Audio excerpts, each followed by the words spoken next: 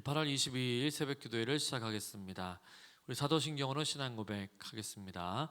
전능하사 천지를 만드신 하나님 아버지를 내가 믿사오며 그 외아들 우리 주 예수 그리스도를 믿사오니 이는 성령으로 잉태하사 동정녀 마리아에게 나시고 본디오 빌라도에게 고난을 받으사 십자가에 못 박혀 죽으시고 장사한 지 사흘 만에 죽은 자 가운데서 다시 살아나시며 하늘에 오르사 전능하신 하나님 우편에 앉아 계시다가 저희로서 선자와 죽은 자를 심판하러 오시리라. 성령을 믿사오며 거룩한 공예와 성도가 서로 교통하는 것과 죄를 사하여 주시는 것과 몸이 다시 사는 것과 영원히 사는 것을 믿사옵나이다. 아멘. 찬송가 272장 고통의 멍에 벗으려고 하는 찬양 같이 찬양하도록 하겠습니다. 고통의 멍에 벗으려고 예수께로 나갑니다. 자유와 기쁨 베푸시는 주께로 갑니다. 병든 내 몸이 튼튼하고 빈궁한 삶이 부해지며 죄악을 벗어버리려고 주께로 갑니다. 낭패와 실망 당한 뒤에 예수께로 나갑니다. 십자가 은혜 받으려고 주께로 갑니다. 슬프던 마음 위로받고 이 생의 풍파 잔잔하며 영광의 찬송 부르려고 주께로 갑니다. 교만한 마음을 내버리고 예수께로 나갑니다. 복되신 말씀 따르려고 주께로 갑니다. 실망한 이 몸 힘을 얻고 예수의 크신 사랑받아 하늘의 기쁨 맛보려고 주께로 갑니다. 죽음의 길을 벗어나서 예수께로 나갑니다. 영원한 집을 바라보고 주께로 갑니다. 멸망의 포구 헤어나와 평화의 나라 다다라서 영광의 주를 배우려고 주께로 갑니다. 아멘. 이 새벽에 함께 볼 말씀은 예레미야 마지막 52장 1절로 11절까지의 말씀입니다.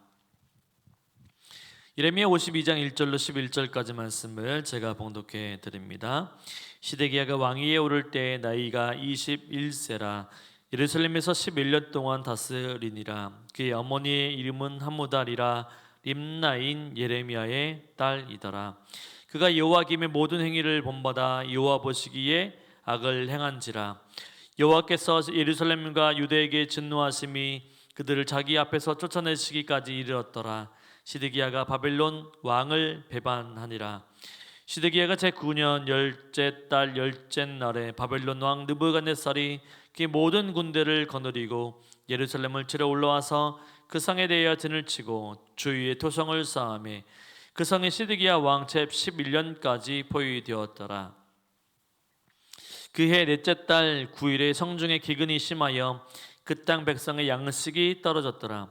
그 성벽이 파괴됨에 모든 군사가 밤중에 그 성에서 나가 두 성벽 사이 왕의 동산 견문 길로 도망하여 갈대아인들이 그 성읍을 내어섰으므로 그들이 아라바 길로 가더니 갈대아 군대가 그 왕을 뒤쫓아가서 여리고 평지에서 시드기야를 따라 잡음에 왕의 모든 군대가 그를 떠나 흩어진지라. 그들이 왕을 사로잡아 그를 하맛 땅 리블라에 있는 바벨론 왕에게로 끌고 가매 그가 시드기야를 신문하니라. 바벨론 왕이 시드기야 아들들을 그의 눈앞에서 죽이고 또 리블라에서 유대의 모든 고관을 죽이며 시드기야의 두 눈을 빼고 놋사슬로 그를 결박하여 바벨론 왕이 그를 바벨론으로 끌고 가서 그가 죽는 날까지 옥에 가두었더라. 아멘. 오늘 본문의 말씀 52장은 바벨론에 의한 예루살렘의 멸망에 대한 증언으로서 본문의 말씀은 열왕기하 24장 18절부터 25장 30절까지 내용과 거의 일치합니다. 이 예레미야의 예언을 귀담아 듣지 않고 순종하는데 주저했던 시드기야 왕은 결국 이스라엘의 멸망을 막지 못하고 비참한 최후를 맞이하게 되는 것을 오늘 본문을 통해서 볼 수가 있습니다. 1절부터 3절까지의 내용을 보면 시드기야는 하나님에 대한 신앙도 또한 왕으로서의 소신도 또한 국제 정세에 대한 시야도 없었던 것 같습니다.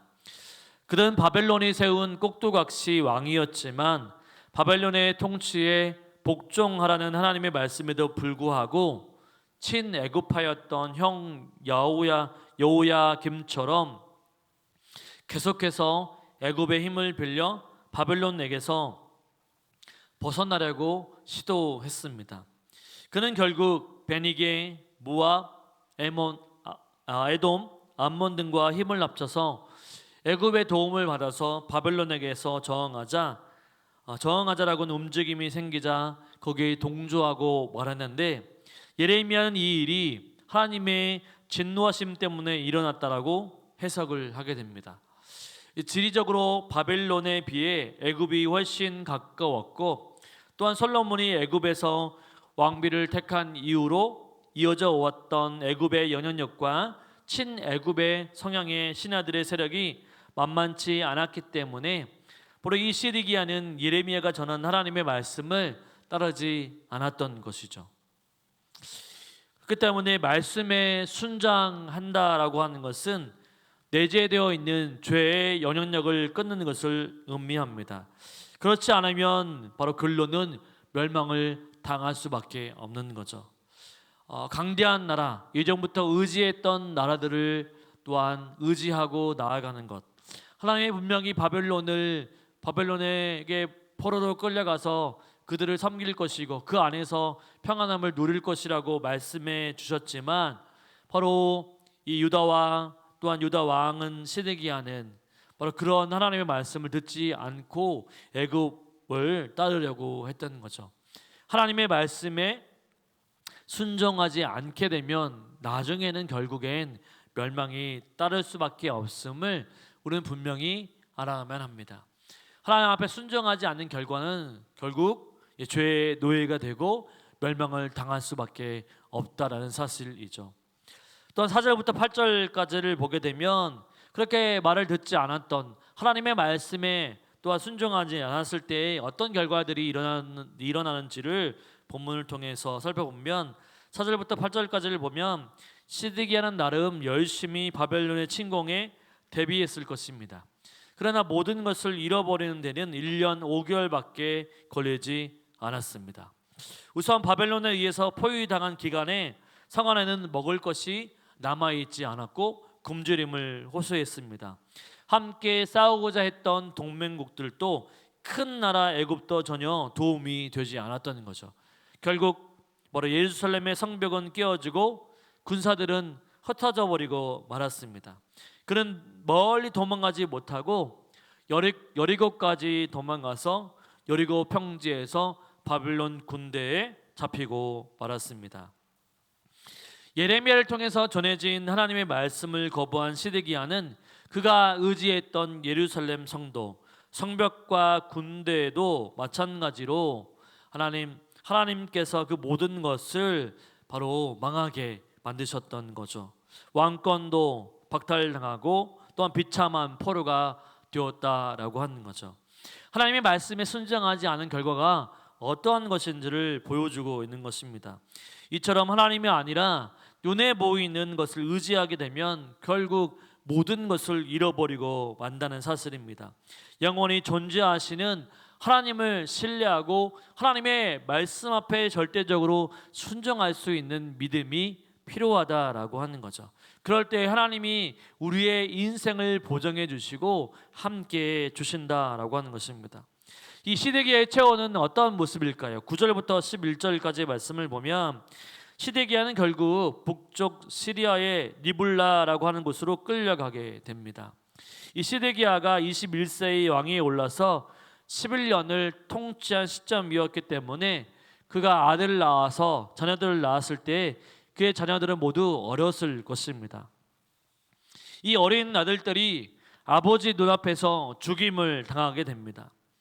이 젊은 아버지에게 어린 아들들의 죽음을 보여주는 것이 그의 눈에 마지막 담겨있는 그런 모습이었죠. 시드기야는 그 후에 눈이 뽑힌 채 약속의 땅으로 쫓겨나가서 바벨론에서 죄수로 최후를 맞이하게 됩니다. 예레미야는 하나님의 징계를 감당해내야 된다라고 하는 메시지를 주었지만 시드기야는 사람을 의지하다가 모든 것을 잃어버리고 말았던 거죠. 이 시드기야의 모습은 하나님의 말씀 앞에서 떠난 자의 결말이 무엇인지를 보여주고 있는 것이죠. 하나님의 백성은 하나님의 말씀 앞에 서야 한다라고 하는 것입니다. 세상의 권력과 세상의 사람들을 의지하는 것이 아니라 바로 세상의 소리를 듣는 것이 아니라 하나님의 말씀에 집중하고 하나님이 나에게 무엇이라고 말씀하시는지를 귀담아 듣는 은혜가 필요합니다. 이 종교 개혁자들이 강조했던 것이 있다고 한다면 오직 성경이었습니다. 오직 성경은 우리가 하나님의 보호하심의 아래 바로 살아갈 수 있게 해주는 절대적인 원리라고 말할 수 있습니다.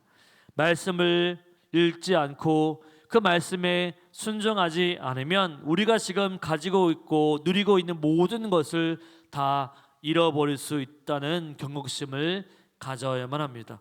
혹시 내게 아직도 순종하지 못하고 있는 하나님의 말씀이 있다고 한다면 이 시간에 바로 세상의 소리가 아닌 사람을 의지하려고 하는 마음이 있다고 한다면 그것까지도 내려놓고 절대적으로 하나님의 말씀에 순종하며 살아갈 수 있는 믿음을 허락해 달라고 기도하며 나아갈 수 있는 저와 여러분이 되시기를 주님의 이름으로 축원을 드립니다. 아멘. 오늘 말씀을 생각하며 기도하며 나가기를 원합니다. 내 안에 죄악을 제거하고 깨끗한 마음으로 주님을 따르게 해달라고 기도해 주시기를 바랍니다. 또한 오직 말씀을 가까이 해서 죄악을 물리칠 수 있는 믿음을 허락해 달라고 기도해 주시기를 바랍니다. 이러한 기도의 제목 가지고 우리 주여 한번 크게 부르짖고 같이 기도하겠습니다. 주여 아버지